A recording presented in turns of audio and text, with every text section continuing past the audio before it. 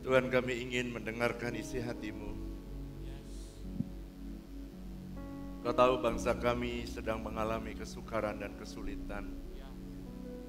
Kami bersyukur kalau kami masih boleh beribadah hari ini. Tetapi kami berdoa untuk bangsa kami yang kami cintai. Beri hikmat-Mu buat Presiden kami, Pak Jokowi, untuk bisa menghandle dan untuk bisa menyelesaikan persoalan COVID-19 yang sedang melanda dunia ini.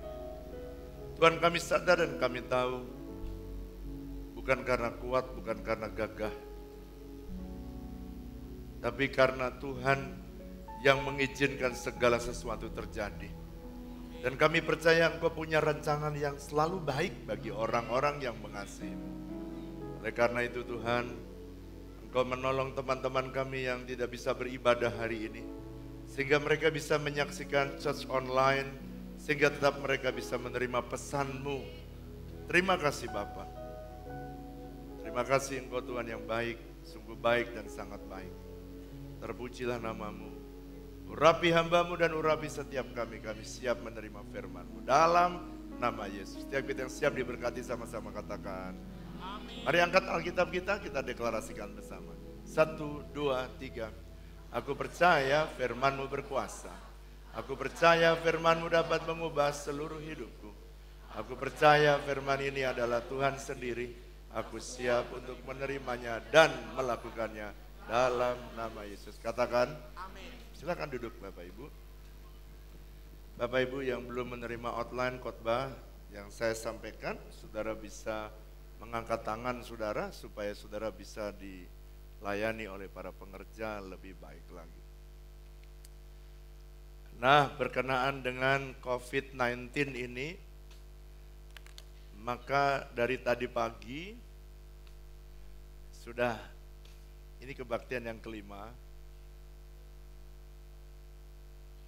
Ada yang usul sama saya, Pak, bisa nggak persembahan jangan pegang lagi kantong. Semua pada takut pegang kantong. Jadi udah kita siapkan sih sebenarnya sudah lama. Cuman kapan saya umumkan ya hari ini sudah. Jadi nanti saudara bisa memberi persembahan melalui QR Code. Nanti akan ditaruh di GBI WTC Serpong. Saudara untuk ibadah setiap minggunya. Nah, saya ingin memberikan arahan pelan-pelan berkenaan, saya bersyukurlah hari ini saudara tidak ada yang kepahitan karena ditembak jidatnya ya, dicek suhunya, lalu ditempelin oke, warna merah ya. Karena ini sebenarnya standar yang dianjurkan untuk kita lakukan pengecekan. Jadi saya berdoa, hari ini saya baru saja dapat informasi, nanti saudara mesti dengarkan informasi dari apps kita atau dari IG atau sosmed kita semua, apakah kita minggu depan masih kebaktian apa tidak. Sebab hari ini tadi saya baru dapat informasi Presiden kita meminta supaya bukan lockdown tapi kerja di rumah, lalu kemudian ibadah di rumah, lalu kemudian apalagi tadi, sekolah dari rumah. Untungnya kita mulai Januari saya sudah prepare dengan church online. Dan church online ini sebenarnya tidak saya siapkan untuk COVID-19, bukan. Tapi saya lagi mempersiapkan untuk penjangkauan banyak orang-orang yang pengen dengar firman Tuhan. Nah, ketika kemarin dimulai pada 3 minggu lalu, ada yang mengikutinya dan ketika ditantang terima Tuhan Yesus, ada 3 orang yang Muslim menerima Yesus Kristus sebagai Tuhan dan Juru Selamat.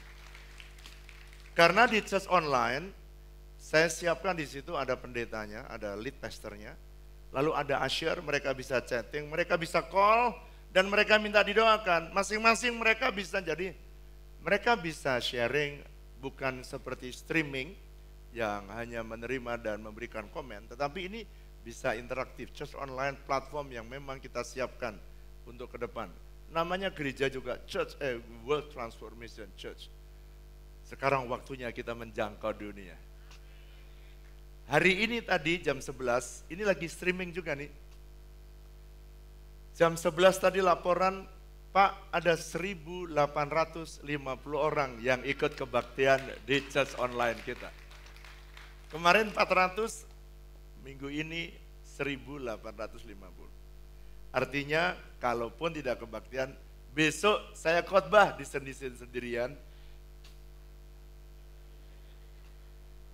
dengan lampu gemerlap semuanya sama. Tapi kalau ada yang menemani saya juga boleh, kalau enggak, kalau saya lagi mengikuti arahan, sebab pemerintah juga hamba Tuhan. Harus kita dengarkan dan kita harus tolong, kita doakan.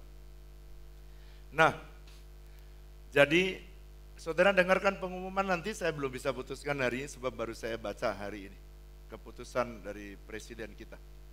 Baik, itu saja dan supaya saudara ngerti ya apa yang kita sedang lakukan. Sebelum ibadah hari Sabtu, building management sudah menyemprot gedung ini dengan disinfektan. Seperti di Singapura, standar Singapura. Ruang sekolah minggu, next gen, TC, gedung ini semua disemprot dengan disinfektan. 1 minggu lalu saya memutuskan kita membeli alat untuk membuat disinfektan. Dan kita sekarang sudah mendapatkannya. Dan kita sudah sebenarnya sterilisasi. Dan akhir bulan ini saya memasang namanya Aerosite. Saya harap sih akhir bulan ini bisa. Kalau saudara masuk di ruangan saya, maka ada Aerosite, teknologi dari NASA yang bisa membunuh kuman termasuk virus. Jadi BM merencanakan melakukan sterilisasi yang sama. Jadi kalau ada orang datang ke kamar saya, sekalipun flu tidak akan nular ke saya. Karena apa? TBC nggak akan nular. Jadi nanti alat ini akan dipasang di gereja, sekalipun ada yang sakit, tapi bukan corona ya. Karena di sini bebas corona. Virusnya dimatikan. Alat ini teknologi NASA, karena orang ke bulan tidak boleh sakit. Teknologi sekarang ini dijual dan kita bisa membeli. Baik, hari ini saya ingin menyampaikan bagian yang keenam dari serial The Year of a New Dimension atau tahun dimensi yang baru. Bagian yang keenam saya akan melanjutkan tentang pembahasan. Yang pertama kemarin kita belajar membahas harus meningkat dimensi kemuliaan, from glory to glory. Bagian yang kedua, 3 dan 4, kita kemarin membahas kita harus naik dimensi iman kita, from faith to faith, Roma pasal 1. Dan hari ini kita akan belajar kemarin yang kelima dan yang keenam, 7 dan 8, nanti kita akan berbicara tentang dimension of grace.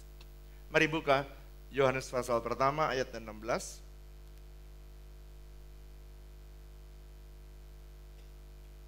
Yohanes pasal pertama ayat yang ke-16 dan 17. Mari kita membaca bersama dengan suara keras. Sudah ketemu semua? Mari baca. Saya mau walaupun saudara tidak banyak hari ini, tapi saya minta saudara tetap agresif. Saudara tetap antusias. Walaupun orang di luar sana ketakutan, tapi saudara tetap harus semangat. Oke, 16, 17. 1, 2, 3. Karena dari kepenuhannya kita semua telah menerima apa? Kasih karunia demi kasih karunia. Ayat 17. Sebab hukum Taurat diberikan oleh Musa, tetapi kasih karunia dan kebenaran datang oleh. Saya ulangi sedikit dari apa yang saya sampaikan kemarin.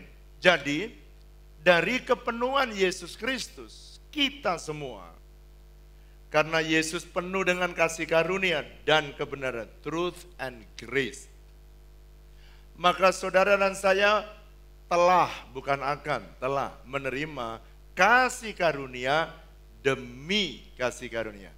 From grace to grace. Dari kasih karunia yang satu, masuk kasih karunia yang berikutnya.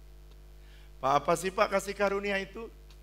Kasih karunia adalah pemberian Tuhan. Yang saudara dan saya terima bukan karena Anda layak, tapi justru karena Anda tidak layak menerimanya. Pak, kasih karunia apa yang saya terima? Tahap awal. Efesus pasal 2 ayat 8 dan 9, kemarin saya sudah cerita.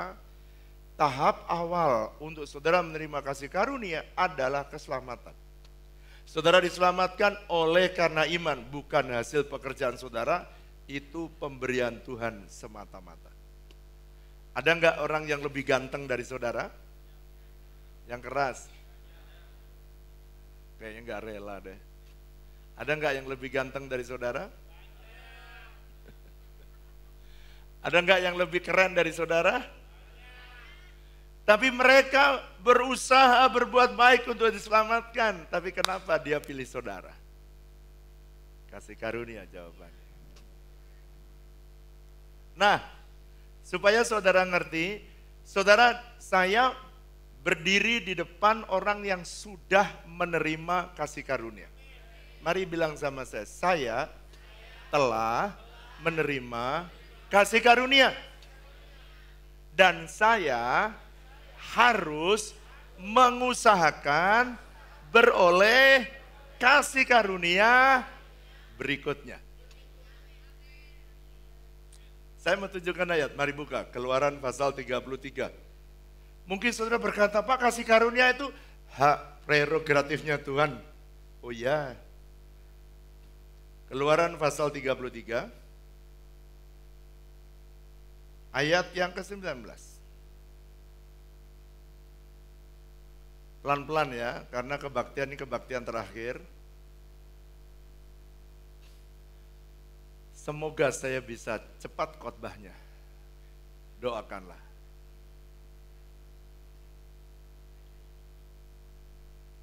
Sebab saya biasanya kalau khotbah terakhir ini kayak balas dendam saya. Kebaktian 1 nggak selesai, kebaktian 2 nggak selesai gitu kira-kira. Ayat 19, mari baca dengan suara keras. 1, 2, 3.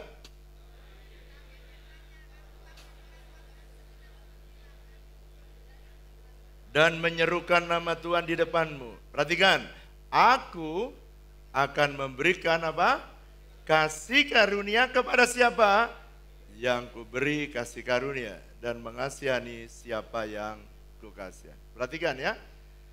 Aku, kata Tuhan, akan memberikan kasih karunia kepada siapa yang kuberi kasih karunia. So, ini prerogatifnya Tuhan. Anda tidak boleh protes.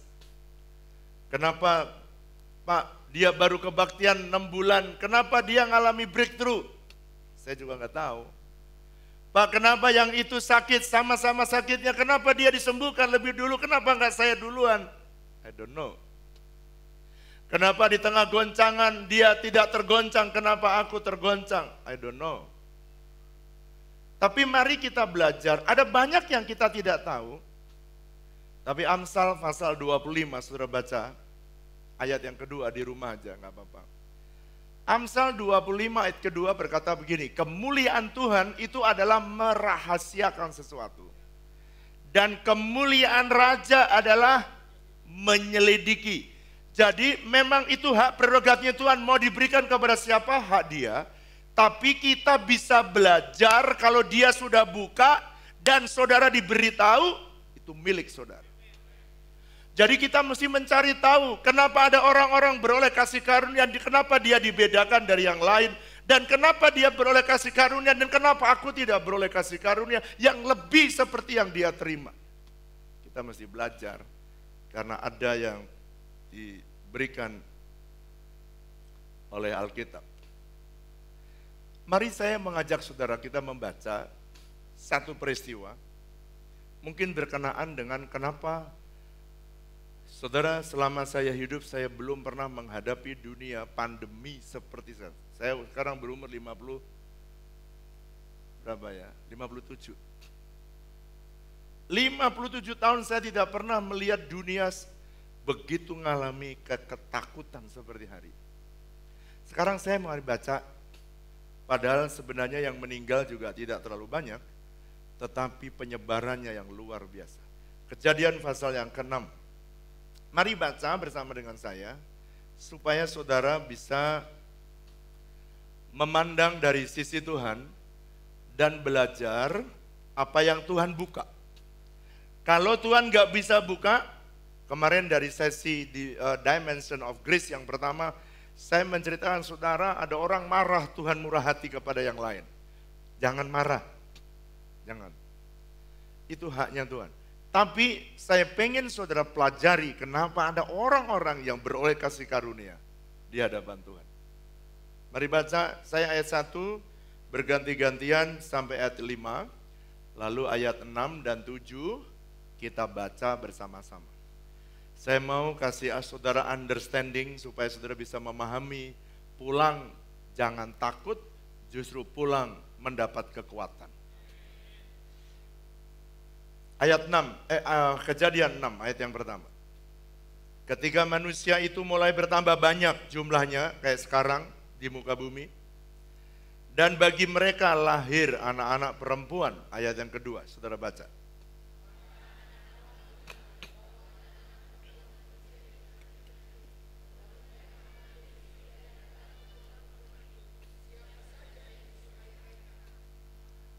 Saya sudah membaca banyak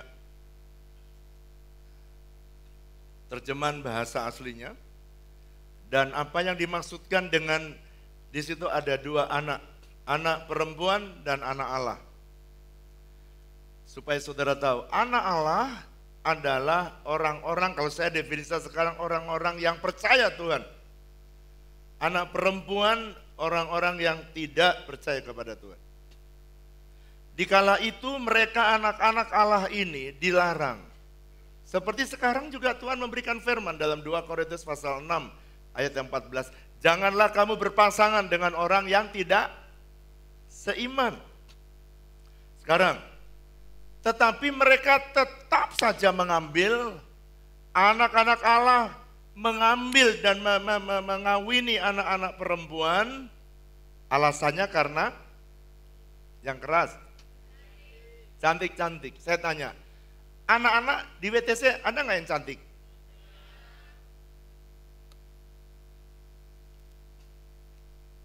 Ini yang jadi hospitality cantik. Yang mendampingi Bu Flora.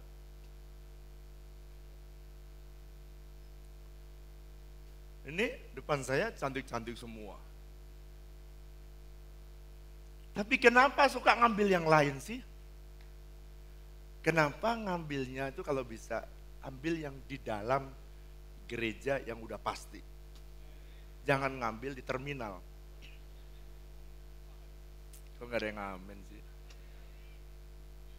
Lanjut. Ayat 3. Berfirmanlah Tuhan, rohku tidak ada selama-lamanya tinggal di dalam manusia karena manusia itu adalah daging. Nuh itu umurnya 900-an, tetapi umurnya manusia akan 120 tahun saja. Ayat 4, saudara baca. 1, 2, 3.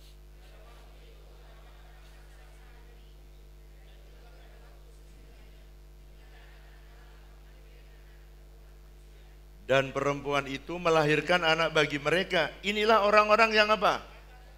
Di zaman orang-orang yang kenaman.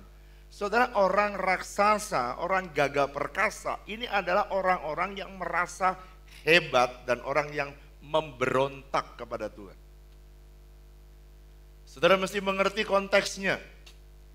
Muncul orang-orang raksasa yang merasa dirinya hebat, bahkan dia bisa melawan Tuhan. Dan kalau Anda baca selanjutnya, akhirnya Nimrod adalah keturunan raksasa ini yang akhirnya melawan Tuhan. Apa sih reaksi Tuhan terhadap orang-orang ini? Udah dikasih firman, jangan kamu ambil. Diambil, lahirkan keluar. Lahir, jangan memberontak Tuhan, justru malah memberontak Tuhan. Ayat 5 saya baca. Ketika dilihat Tuhan bahwa kejadian manusia kejahatan manusia menjadi besar di bumi. Lihat, perhatikan. Kalau Anda perhatikan ayat 4, gagah perkasa di zaman purbakala bukan karena dia kuat. Dia orang yang memberontak, Tuhan merasa diri hebat, orang yang gagah, merasa mampu, sehingga melawan Tuhan. Dan ketika dilihat Tuhan kejahatan manusia besar, ayat kelima, di bumi, bahwa segala kecenderungan hatinya selalu membuahkan kejahatan semata-mata. Ayat 6 dan 7, mari baca dengan keras. 1, 2, 3. Maka bahwa ia telah menjadikan manusia di bumi, dan hal itu memilukan hatinya. Ayat 7 dengan keras. Aku akan menghapuskan manusia yang telah kuciptakan itu dari muka bumi. Baik manusia maupun hewan, binatang-binatang melata, burung-burung. Sebab aku menyesal bahwa aku telah menjadikan. Saya tanya saudara, Kejadian dan pasal-pasal 6 ini dengan situasi COVID-19 hari ini, lebih ngeri mana kira-kira? Halo? Kejadian pasal 6, Tuhan bilang, aku akan apa? Membinasakan semua manusia di bumi. Kira-kira dengan situasi sekarang gawat mana? Gawat zaman Nuh. Betul apa betul? Tapi kenapa sekarang ini terjadi pandemi dan begitu bangsa-bangsa begitu panik hari-hari? Saya mau, mungkin Tuhan, kalau menurut Abid JAD, mungkin Tuhan mulai bosan melihat pinter tingkah kita. Mari kita bertanya pada salah itu. Abid mesti dengarkan khotbah saya hari ini. Baru dia bisa mengarang lagu dengan akurat. Dengarkan ya. Kenapa sih Tuhan menimbulkan kadang-kadang ada malapetaka satu bangsa? Kenapa sih Tuhan izinkan kadang-kadang ada kesusahan? Bahkan kalau Anda baca dalam Kejadian pasal 6 seperti Tuhan merancangkan ingin menyelesaikan dan membunuh semua manusia. Sekarang perhatikan. Kalau Anda lihat, Tuhan sudah kasih tahu, ya, Tuhan menciptakan laki-laki dan perempuan. LGBT dilegalkan di bangsa-bangsa. Saudara tahu siapa yang pertama kali melegalkan LGBT? Anda nggak tahu? Belanda. Belanda itu negara apa? Kristen, yang kebanyakan. Amerika Serikat tahun 3 tahun lalu dia melegalkan LGBT juga. Yang notabene orang Kristennya paling besar. Eropa, Denmark melegalkan LGBT. Sekarang banyak sekali. Negara-negara Eropa bukan hanya Belanda, sekarang mereka melegalkan LGBT di negara mereka. Sedih lah, Tuhan pilu. Tuhan nyesel. Kenapa gua ciptakan mereka? Ini ayat itu yang tadi saya gunakan. Udah dikasih tahu kalau kawin itu laki sama perempuan. Aku ciptakan laki dan perempuan. Tapi mereka kawin, coba perhatikan. Lesbian. Perempuan sama perempuan kawin. Dan diberkati lagi. Dan yang memberkati pendeta lagi.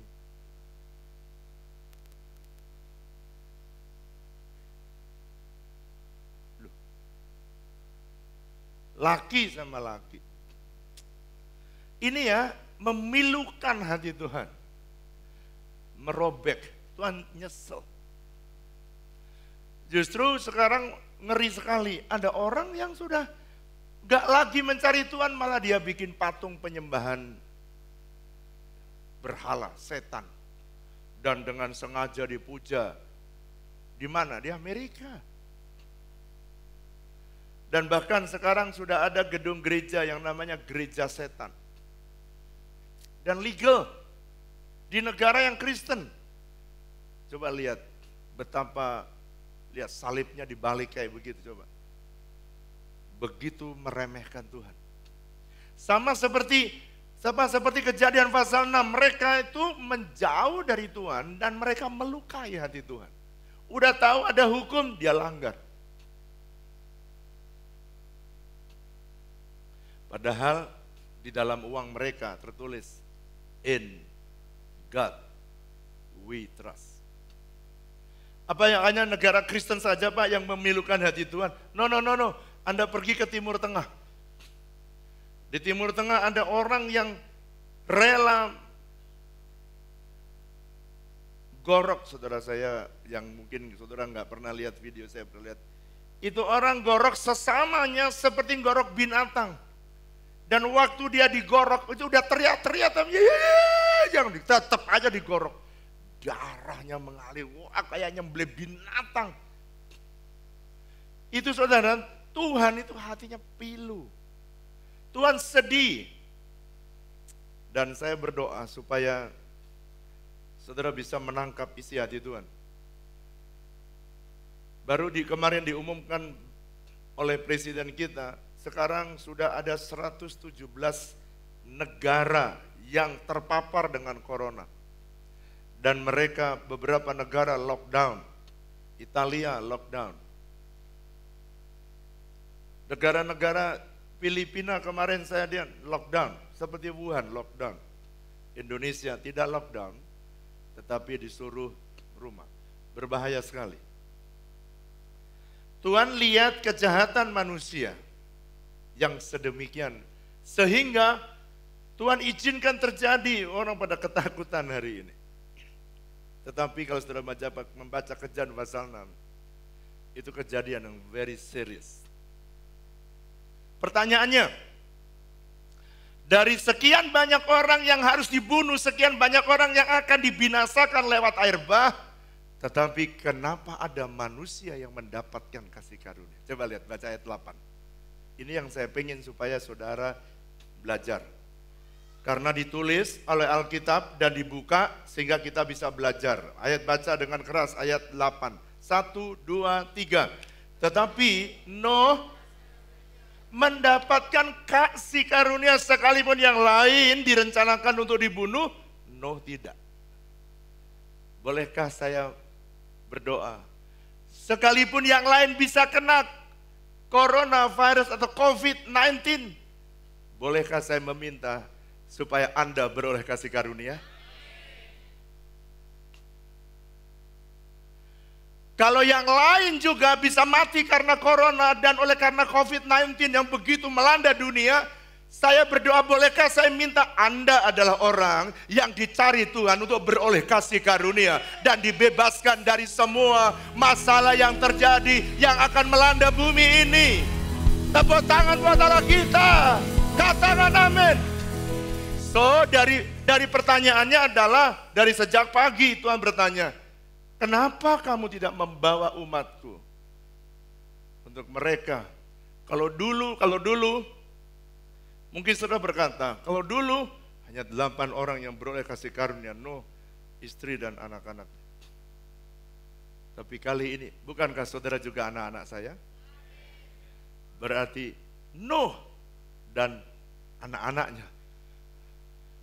Kalau dulu cuma 8 Pak, sekarang anaknya Bapak udah 15.000, apakah semua bisa beroleh kasih karunia? Jawab, bisa. Pak, apa bisa besar jumlahnya beroleh kasih karunia? Apakah hanya ada dalam Kejadian pasal 6? No, perhatikan. Kalau Anda membaca Keluaran, orang Israel pada waktu mau keluar dari tanah Mesir, apa yang terjadi? Maka Tuhan memberikan tulah, air jadi darah. Ada satu kelompok orang 1 juta lebih tidak pernah kena kutuk dan tulah yang terjadi di luar.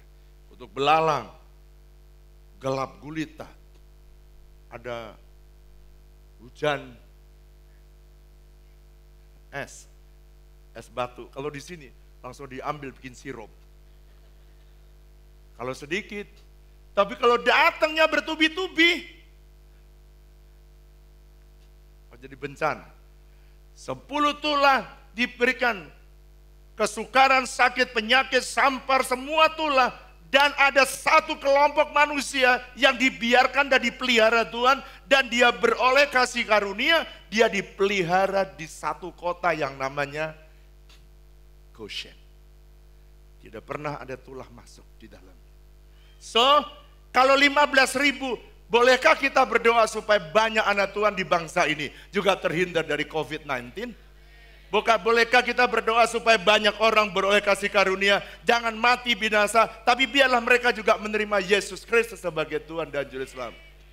Jutaan orang di kala itu. Saya berdoa malam ini, biarlah kebenaran ini bisa menolong saudara. Kenapa yang lain diizinkan mati?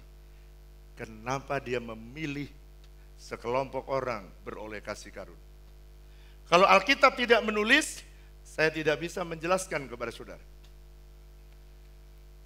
Tetapi Alkitab menulis. Kenapa sih?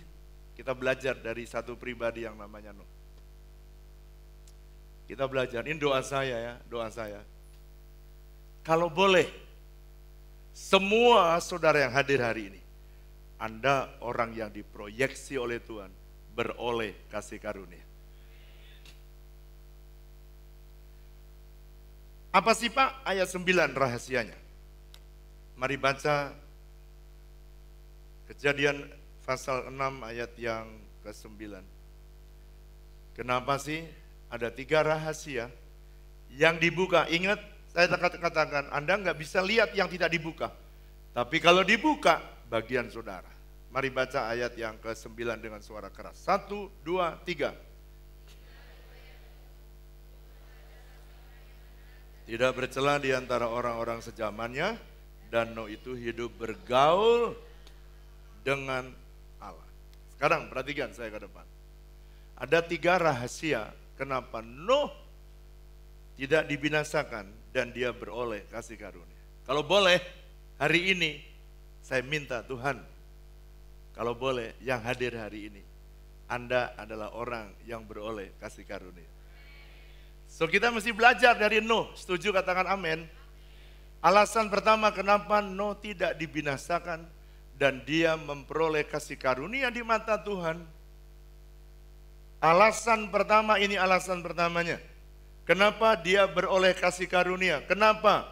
Kenapa Israel dipilih sedemikian rupa, dibela, ditaruh di Goshen, jutaan orang diselamatkan dan yang lain mengalami tulah yang sangat berat. Kita mesti belajar yang bisa kita belajar. Sebab Amsal pasal 25 ayat yang kedua, kemuliaan Tuhan adalah merahasiakan sesuatu. Kemuliaan dari Raja mesti menyelidiki supaya kita beroleh kasih karunia semakin besar. Alasan kenapa Nuh menerima kasih karunia. Yang pertama, ternyata karena Nuh di dalam Alkitab ditulis karena Nuh ini adalah orang yang benar. Kejadian 6 ayat 9. Oke, setelah tulis, lihat saya ke depan. Berapa banyak saudara sekarang? Saya mau tanya ya, udah? Nulisnya udah? Sekarang lihat saya. Berapa banyak saudara orang benar? Angkat tangan.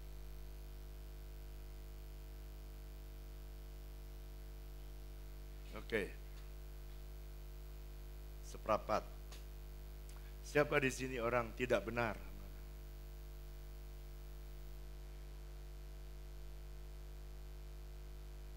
Siapa di sini orang masih bingung? Saya ulangi, siapa di sini orang benar? Kok makin banyak? Saya lihat tadi ada yang angkat ini. Siapa orang benar? Itu maksudnya apa gitu?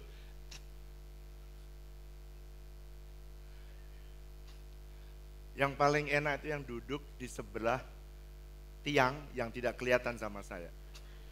Itu paling aman dia. Angkat tangan tidak kelihatan, tidak angkat tangan tidak kelihatan. Pak, orang benar itu apa? Hari ini saya mesti bongkar ini. Ingat ya, kemuliaan raja ialah apa saudara? Menyelidiki segala sesuatu yang rahasia. Kalau Anda hanya baca begitu lalu kemudian saudara pulang, oh gua gak dapat kasih karunia. Roma 5 ayat 9, orang benar adalah orang yang dibenarkan oleh darah Yesus. Karena percaya kepada firman-Nya, ini adalah kasih karunia yang pertama yang saudara terima, Anda dibenarkan bukan karena pekerjaan, bukan karena usaha saudara. Banyak orang yang pengen diselamatkan, orang yang pengen dibenarkan dengan cara berbuat baik. Saya mau beritahu Anda justru menjadi orang benar karena Anda dibenarkan. Mari bilang sama saya menjadi orang benar karena dibenarkan.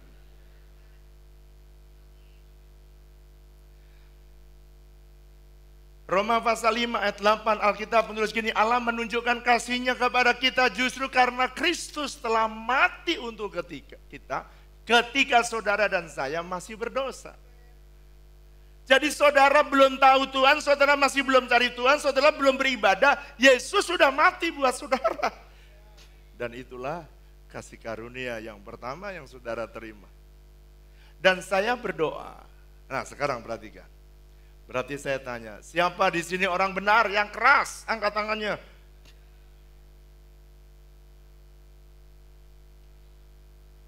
Mantap sekarang, enggak begini lagi. Setengah tiang, enggak ada yang begini lagi. Siapa orang benar, angkat tangan. Bilang sama saya, Tuhan, saya baru tahu, saya ini orang benar. Dibenarkan karena darah Yesus. Bilang, yes. Saudara, pada waktu tulah sulung, dengarkan ini, anak sulung mati semua. Orang Israel dikasih tahu hanya olesan darah anak domba di pintu, dan malaikat maut yang mati harusnya dibunuh, malaikat maut. Dia lihat tanda darah lewat. Saya mau beritahu, di rumahmu bukan tanda darah anak domba. Di rumahmu dan di hidupmu ada tanda darah Yesus. Anda akan diluputkan dari semua malapetaka yang akan menimpa dunia ini. Tepuk tangan yang meriah buat Allah kita. Katakan amin. Tapi ini pesan bagi saudara, dengarkan. Pesan Tuhan bagimu. Rasul Paulus dia pernah bertanya kepada jemaat yang ada di Roma. Kamu dibenarkan oleh karena Yesus sudah mati di atas kayu salib, dalam Roma pasal 5 dan Roma pasal 6. Dia mulai bertanya, kalau begitu, kalau memang karena aku beroleh kasih karunia, kalau gitu aku masih boleh dong makin berbuat dosa makin banyak, kasih karunianya semakin besar. Rasul Paulus pernah bertanya kepada mereka, kalau begitu aku boleh tetap dong berdosa karena toh aku beroleh kasih karunia. Ini hyper grace, dengarkan ini. Saya tidak mau saudara tidak biblical. Saya mau supaya saudara biblical. Artinya gini, Rasul Paulus pernah bertanya, apakah kita setelah beroleh kasih karunia mau berbuat dosa lagi? Karena kita ada di bawah kasih karunia. Jawabannya, tidak. Saudara tidak boleh berbuat dosa lagi. Dan setelah Anda dimerdekakan, justru saudara harus hidup menjadi hamba kebenaran. Sekarang lihat saya ke depan, saya mau jelaskan ini. Perhatikan, lihat saya ke depan.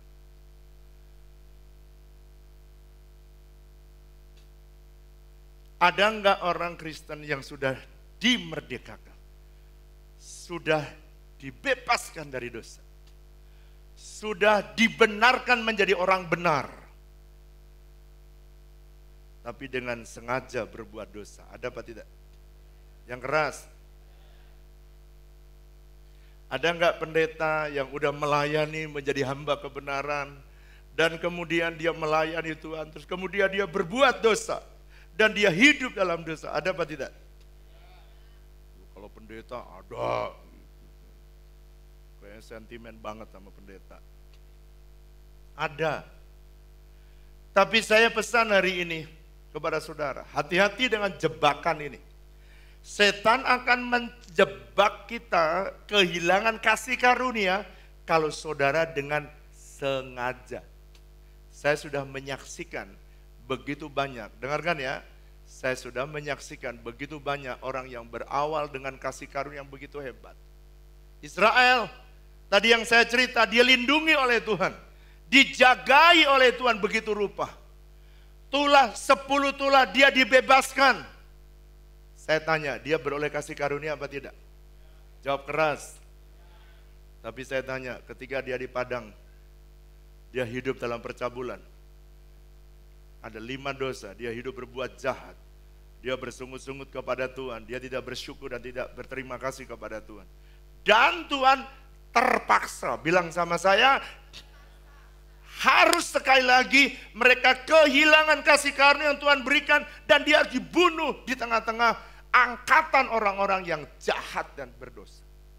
Saya berdoa supaya saudara setelah beroleh kasih karunia, pertahankan hidup saudara. Kalau saudara jatuh, jangan biarkan dirimu terus berbuat dosa. Kalau jatuh, datang kepada Tuhan. Dan Tuhan basuh aku dengan darah-Mu, supaya kasih karuniamu tetap berlaku dalam hidup saya.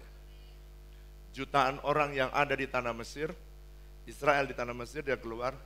Dan saudara tahu tinggal 2 orang saja yang baru sampai di tanah perjanjian.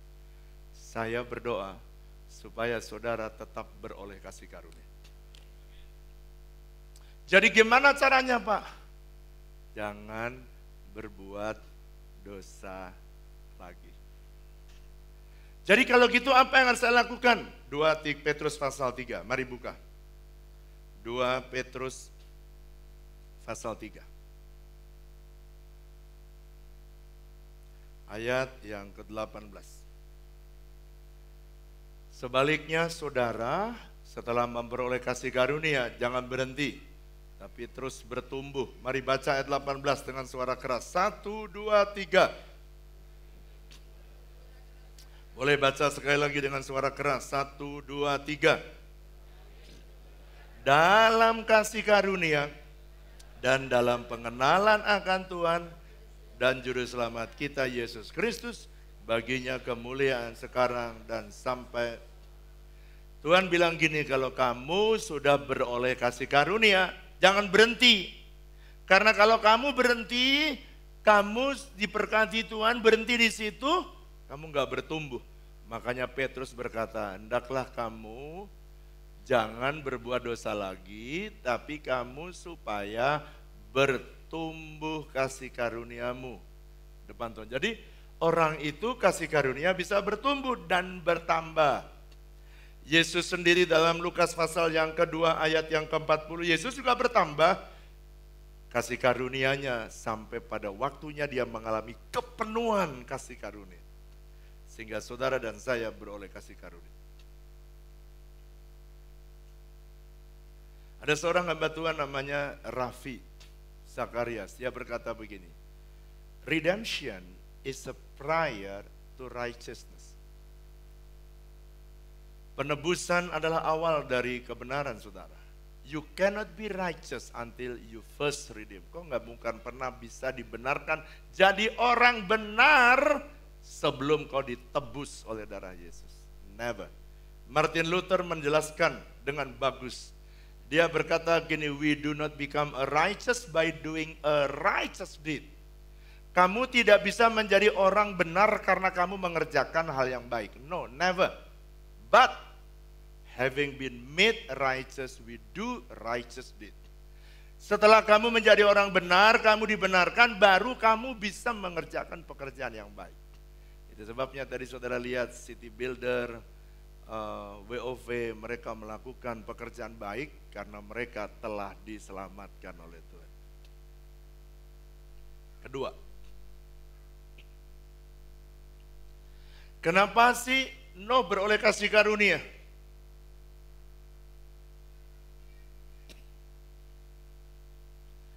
Itu sebabnya ada orang yang meremehkan kasih karunia. Tapi Alkitab menulis dengan jelas. Ada orang yang tadinya beroleh kasih karunia, dia kehilangan di tengah jalan.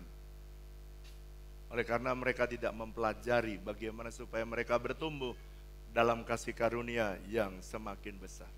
Sekarang yang kedua. Kejadian pasal 6 ayat 9. Kenapa ini rahasia dibuka oleh kita hanya tahu kalau firman Tuhan membuka. Yang kedua, kenapa Nuh mendapatkan kasih karunia? Karena dia termasuk ke golongan orang yang tidak bercela. Sekarang, saudara tulis. Sudah tulis? Semua? Oke, sekarang setelah Anda tulis, lihat saya ke depan. Sudah? Oke, lihat saya ke depan. Tidak boleh golput. Mendekati pilkada Tangerang Selatan, tidak boleh golput. Semua harus memberi jawaban. Enggak ada yang amin. Sekarang, siapa di sini orang yang hidupnya tidak bercela? Angkat tangan.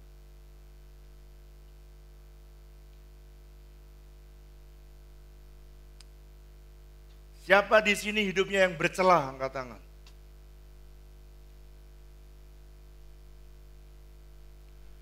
Siapa di sini yang hidupnya kadang bercela, kadang tidak bercela?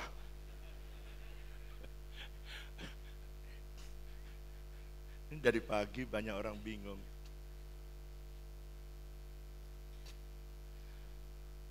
Saya ini teolog. Tapi sebelum saya menerjemahkan, saya mesti membaca banyak pendapat teolog yang lain. Dan saya membaca komentari, dan saya baca bahasa aslinya. Apa sih yang dimaksudkan oleh si penulis? Kenapa Roh Kudus menuliskan ini?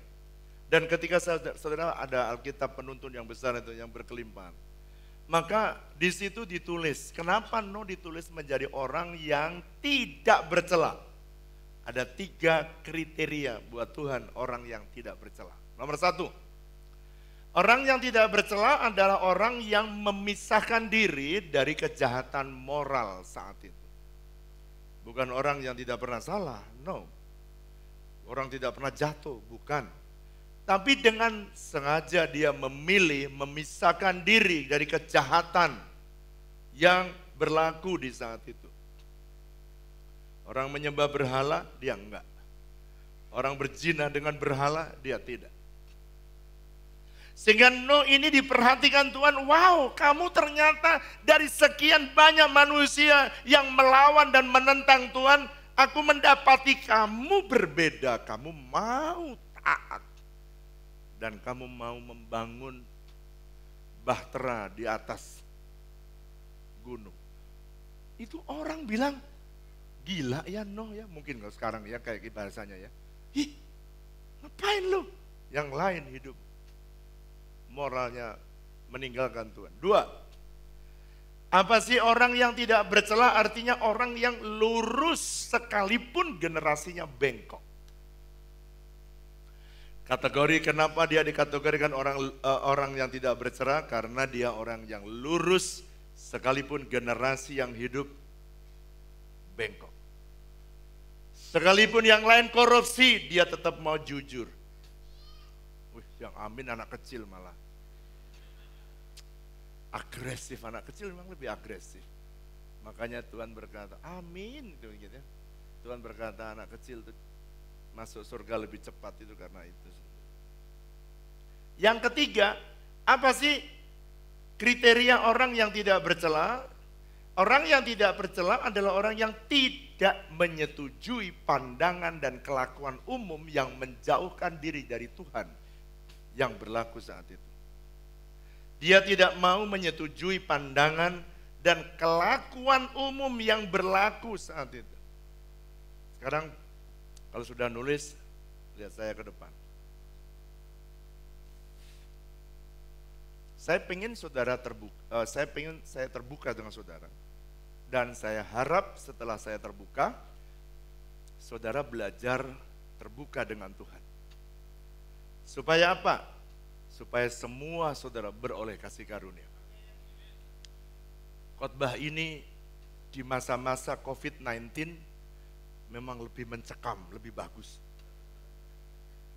Lebih bagus. Sekarang lihat saya, definisinya ya. Orang lain bengkok, dia lurus. Dia punya pandangan umum, general.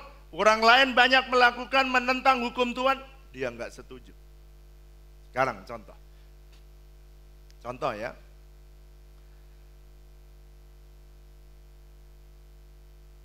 Orang lain, orang banyak merokok. misalnya nih, merokok. No didapati oleh Tuhan.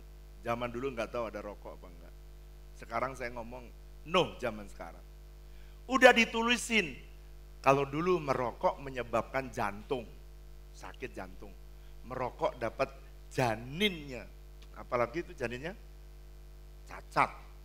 Tapi perempuan hamil tetap merokok.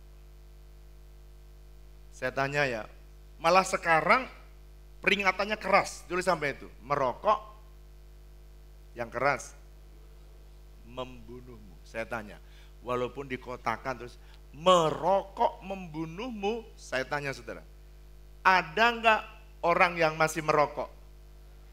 Yang keras? Oke, sekarang saya persempit.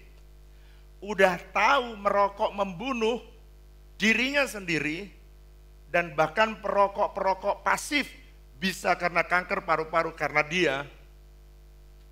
Makanya nanti saya akan pasang aerosol. Membunuh. Tapi tidak bisa membunuh dosa dia. Hanya bisa membunuh virus. Saya tanya, saya persempit. Ada enggak orang Kristen udah jelas merokok membunuh? Ada enggak orang Kristen yang tetap merokok?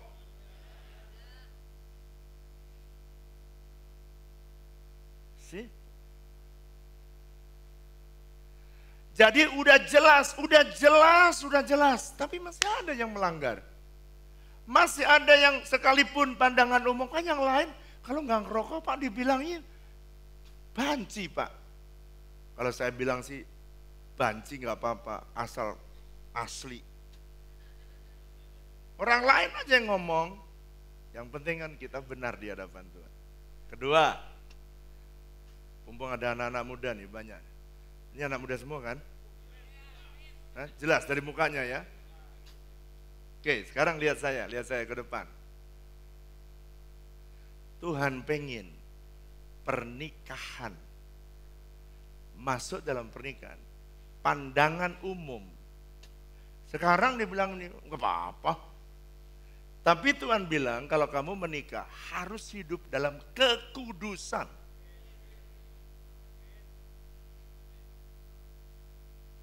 Saya tanya. Udah jelas. Itu sebabnya makanya holy matrimony. Pernikahan yang, pemberkatan yang kudus. Saya tanya, ada enggak usah di luar, ada enggak keluarga Kristen yang mau menikahkan anaknya ternyata sudah tidak kudus, ada apa tidak? Boleh enggak nak, saya minta. Ini masih muda-muda. Saya nitip. Biarlah kamu jadi teladan generasi muda zaman ini. Hidup dalam kekudusan. Saya masih ingat waktu anak saya menikah. Dia tanpa sepengetahuan saya, dia bikin sebuah MOU. Dia niru seperti waktu saya zaman dahulu. Mungkin orang bilang gini, bapak kuno. Iya sih, zaman dulu memang kuno. Dia tulis nomor 1, dia bikin itunya MOU. 1, selama pacaran tidak boleh berciuman. 2, tidak boleh berpelukan. Ternyata dia niru seperti apa yang saya tulis. Ada orang tanya, kenapa sih Pak nggak boleh pelukan? Oh, kalau berpelukan, pertama sih tahan. Kedua, agak tahan. Ketiga, mana tahan.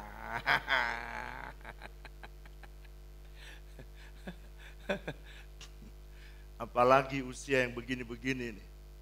Stromnya 10.000 megawatt.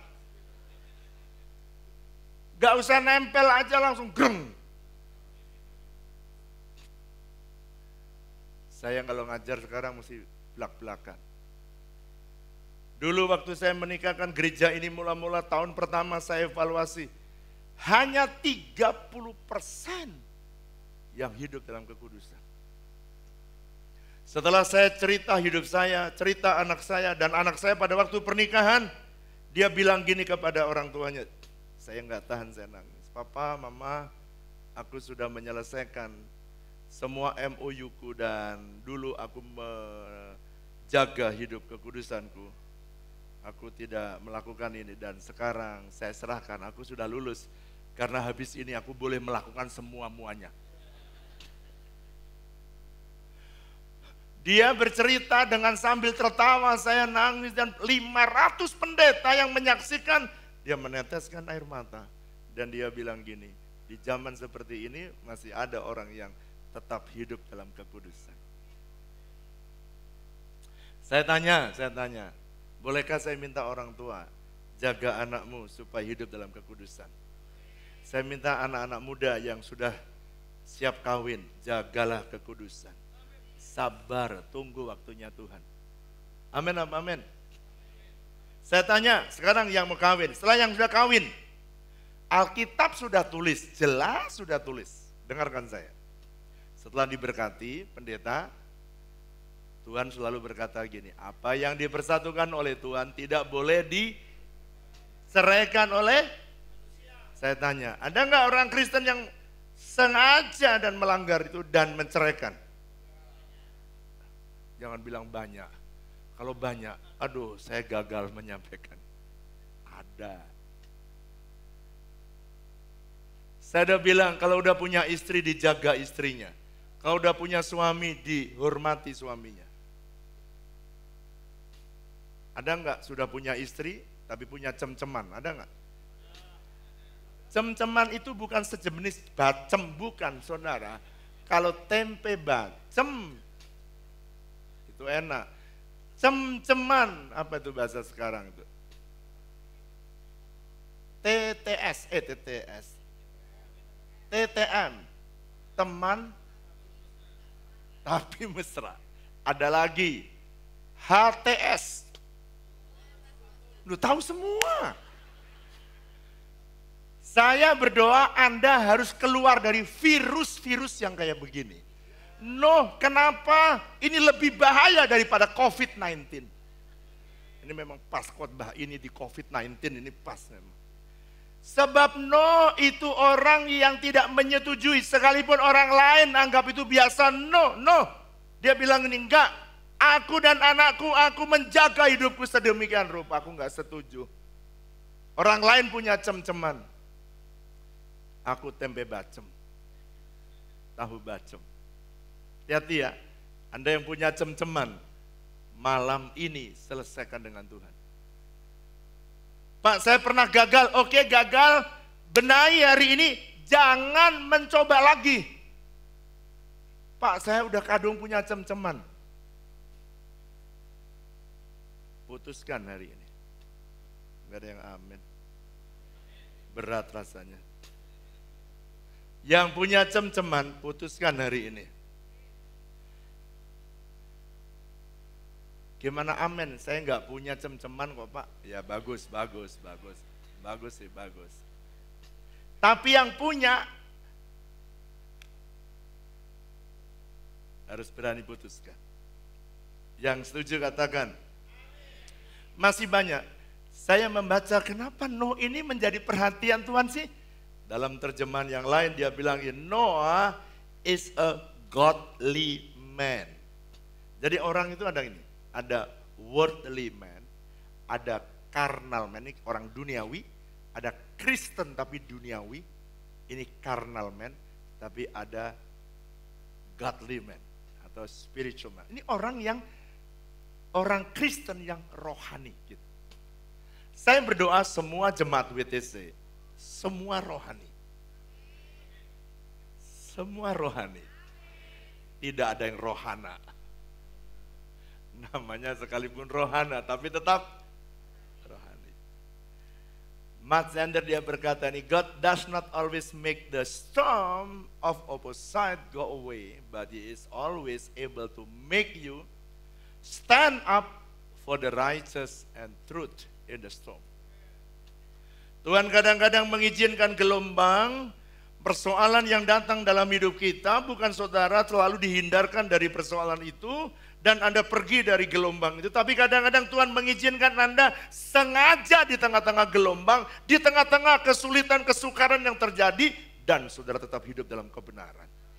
Dan itulah fungsi gereja, menjadi terang dan menjadi garam di tengah dunia.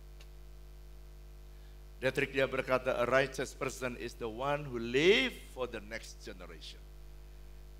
Kalau Anda pengen lihat generasi yang lebih baik, mari mulai dari hidup kita yang hidup dalam kebenaran. Sehingga kasih karunia bisa datang kepada kita. Sekarang yang terakhir. Saudara kalau mendengar kata terakhir langsung senang, pulang sebentar lagi.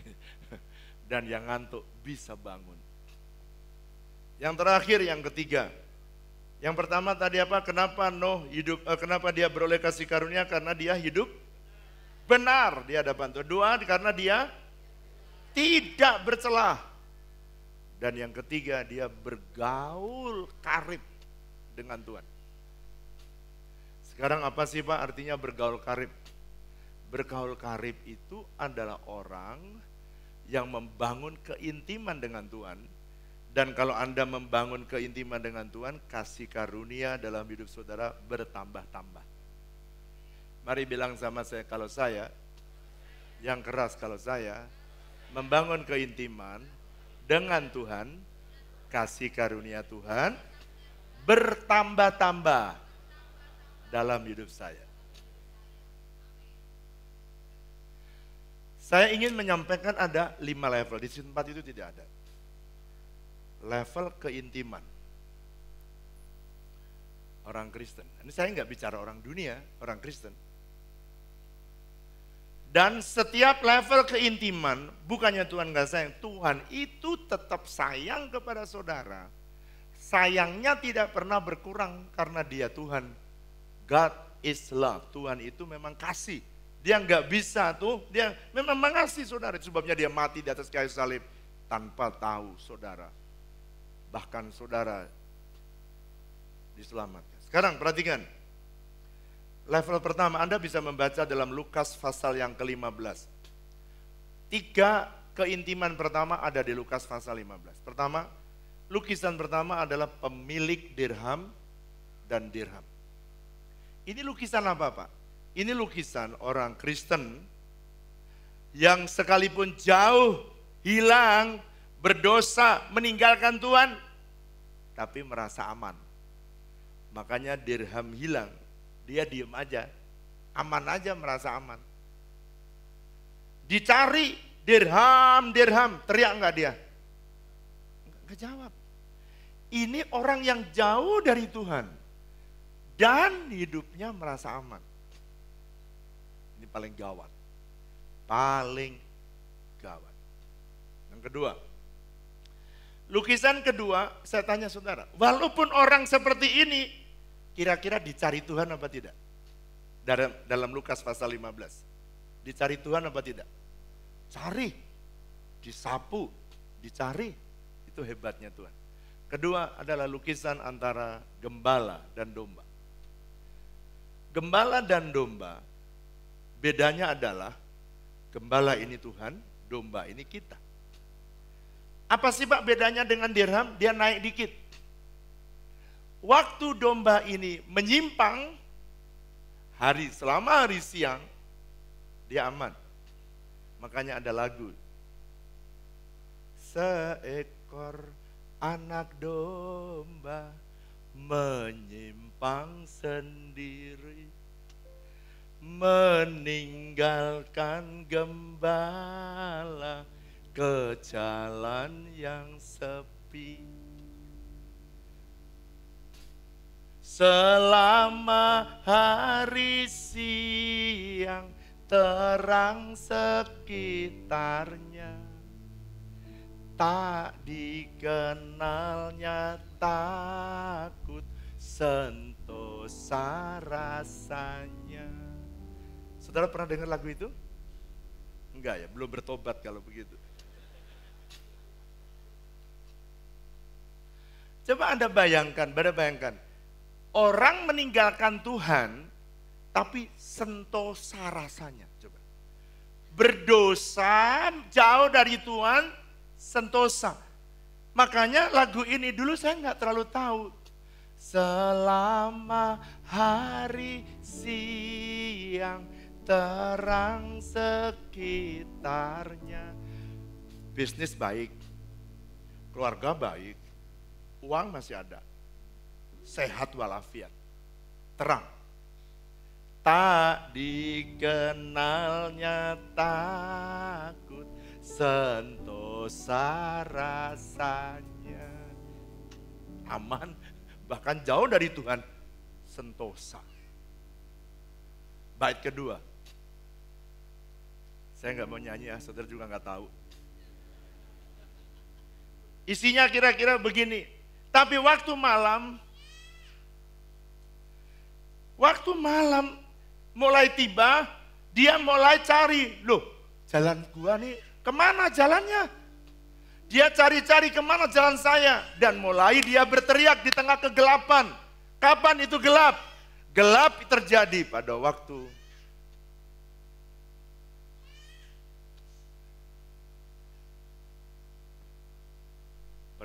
saudara mulai masuk dalam kesusahan. Bisnis tiba-tiba, lo tadinya bisnisnya bagus, kenapa bangkrut? Dan saudara bertanya, Tuhan kenapa? Jauh kamu. Gelap. Suasana keluarga tadinya bagus, romantis, harmonis, tiba-tiba berantakan. Karena walaupun ada cem-ceman, hari siang sentosa rasanya. Tapi one day akan datang malam. Dan domba itu dia gelap, dan berbedanya dengan dirham, dia bisa berteriak, Mbe, cuman begitu aja, cuman nggak bisa pulang, cuman mudah buat gembala, dia bisa cari, di mana kamu domba, Mbe, oh jaraknya di situ, Gading Serpong nih kayaknya, di mana lagi ini, Mbe, oh, Pamulang ini kayaknya. Jadi kalau masih ada bisa teriak. Level ketiga, Tuhan mengumpamakan bapak dan anak yang hilang. Bukan bapak dan anak yang tidak hilang, bapak dan anak yang hilang. Bedanya apa Pak dengan domba? Anak yang hilang sama kayak ini, selama punya duit, selama baik, selama hari siang, dia lupa bapaknya. Tapi ketika hari mulai gelap, mulai habis, bangkrut, krut, uangnya ludes, dan mulai makan babi, makan ampas, makan ampas makanan babi, bukan makan babi. Nanti takut banyak yang tersinggung. Lalu kemudian dia ingat, waktu habis semua. Dia langsung berdiri dan bilang, gua mesti kembali ke rumah Bapak. Bedanya apa dengan domba? Domba nggak bisa pulang. Anak ini nggak ada yang nyuruh, tiba-tiba pulang sendiri. Tiba-tiba saya kangen sekali hadirat Tuhan. Saya mau ke WTC lagi ya. Aku rindu masuk dimensi yang baru.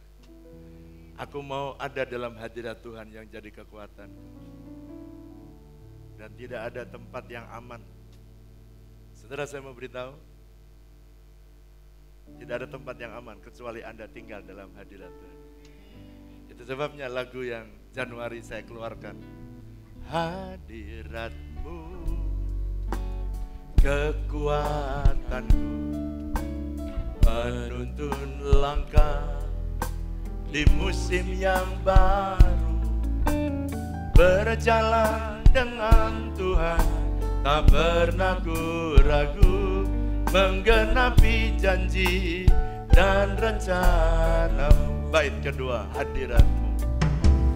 Hadirat-Mu, kekuatanku, imanku teguh mendengar suara-Mu. Kemuliaan-Mu dalam dimensi yang baru, anugerah besar nyata dalam hidup. Mari angkat tanganmu. Bilang Tuhan Yesus, Yesus, Yesus, Yesus, ku panggil nama.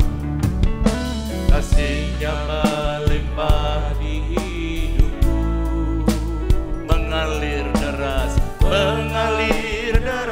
urapan dan kuasa-Mu. Mujizat besar nyata dalam hidupku, perkara besar nyata dalam hidupku. Mujizat besar nyata dalam hidupku. Kalau Anda pengen mengalami perkara besar, mujizat besar, dimensi rohani mesti naik. Yang keempat, Yohanes pasal 15 ayat 14 sampai 16, hubungan kita dengan Tuhan enggak hilang-hilang begitu. Level berikutnya jadi sahabat. Apa bedanya sahabat? Dia diberitahu rencana sahabatnya. Kalau kamu hamba, kamu tidak tahu rencana. Tapi kalau kamu sahabat, kamu tahu apa rencana sahabat. Itu sebabnya banyak orang diberitahukan janji-janjinya. Itu sebabnya saudara, kalau orang diberitahu, nak jangan bisnis yang ini, jangan. Ini aja bisnis ini. Anda sahabatnya tuh. Nak jangan jalan ke sana, ke sono. Saudara diberitahu. Nah, yang itu jangan beli sekarang, jangan, tunda. Anda diberitahu jalannya. Tapi ada hubungan yang paling tinggi, adalah hubungan saudara sebagai mempelai. Efesus pasal yang kelima, ayat yang kedua, 32, 31, 32. Mempelai. Mempelai itu, saudara ya, suami atau istri pulang tidak nunggu makan ampas babi. Suami pulang setiap hari karena kangen ketemu istri. Istri juga pulang setiap hari karena kangen ketemu suami. Kadang-kadang ada suami saya tanya, kenapa kamu gak pulang? Lupa alamat rumahnya, Pak. Wah, catat di HP. Matius pasal 25 ayat yang ke-12 sampai 14, Tuhan bergaul karib dengan orang yang takut akan Tuhan. Dan orang itu akan diberitahukan perjanjiannya dan jalan-jalan yang harus dipilih. Orang yang kalibernya sahabat. Dan yang terakhir, kalau saudara melekat, Anda intim dengan Tuhan, Anda bangun hubungan dengan Tuhan yang intim, saudara ini, maka sungguh hatinya melekat kepadaku, maka aku akan meluputkannya. Next, tolong media, bukan slide sebelumnya. Sungguh hatinya melekat kepadaku, maka aku akan meluputkannya dan aku akan membentenginya. Waduh, salah lagi.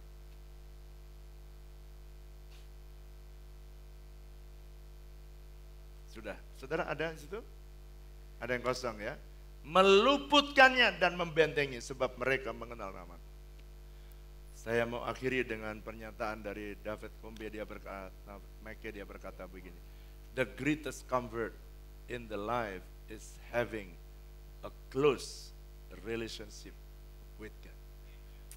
Orang kalau mau aman, tenang, gak takut, gak gentar, harus dekat dengan Tuhan. Mari kita bangkit berdiri. Hadirat Tuhan harus menjadi kekuatan kita. Di tahun dimensi yang baru ini, saudara, tidak ada cara lain, harus tinggal. Hadirat-Mu, kekuatanku, menuntun langkah di musim yang baru.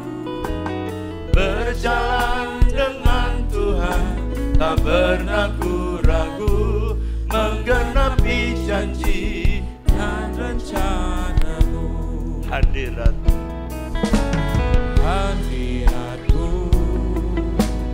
kekuatanku, imanku teguh, karena kami dengar suara-Mu.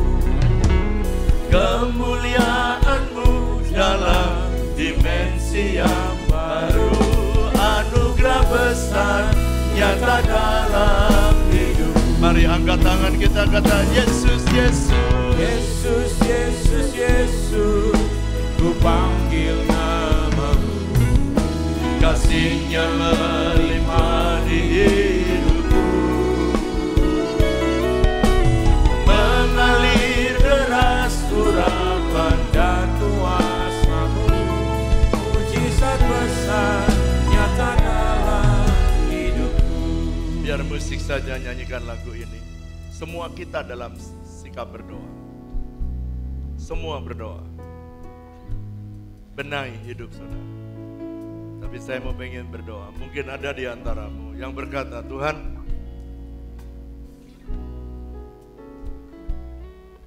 aku harus benahi hidupku Tuhan. Dan saudara, setelah dengar kebenaran ini, jangan pernah kasih karunia yang Tuhan sudah berikan di awal hilang dan percuma oleh karena Anda tidak mengejar, menambahkan dan bertumbuh kasih karunia. Saya ingin berdoa, mungkin ada berkata, Tuhan, selama ini aku hidupnya tidak benar. Aku sudah diselamatkan, aku dikuduskan, tapi aku masih berbuat dosa. Saya mau berdoa buat saudara. Mungkin saudara berkata, Tuhan, selama ini aku sudah tahu aku tahu itu pandangan itu tidak benar, tapi aku masih mengikuti mereka. Tapi hari ini aku sadar, aku mau perbaiki hidupku. Supaya kasih karuniaku tidak hilang. Supaya kasih karuniamu dalam hidupku tidak hilang. Ini saya Tuhan, angkat tanganmu. Dan engkau berkata, Tuhan ampuni saya. Yang lain tetap dalam sikap berdoa. Saudara bereskan dengan Tuhan. Bilang dengan Tuhan dengan jujur. Tuhan lihat tangan-tangan yang diangkat. Tuhan, aku minta supaya tidak seorang pun yang hilang kasih karunia-Nya.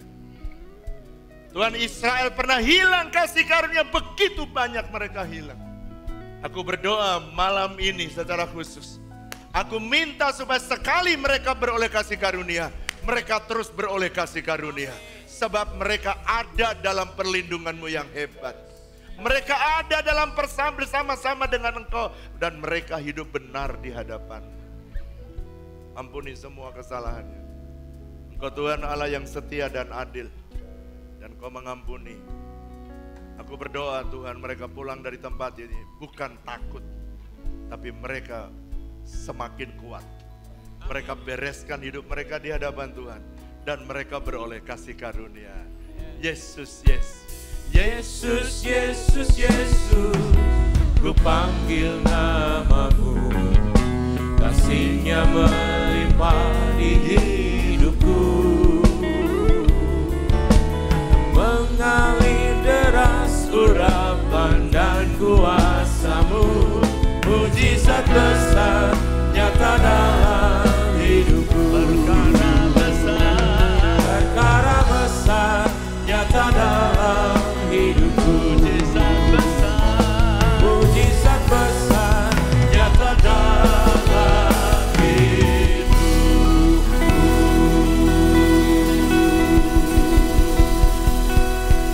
Mari angkat dua tanganmu, pulanglah dan terimalah berkat Tuhan. Diberkati hidupmu, dijagai keluargamu, dilindungi dari malapetaka, dilindungi dari penyakit menular, dijagai dan dibentengi keluargamu dari COVID-19. Tuhan, biarlah umat-Mu menjadi umat yang benar, umat yang tidak bercela, umat yang intim dengan Tuhan, bergaul karib dengan Engkau.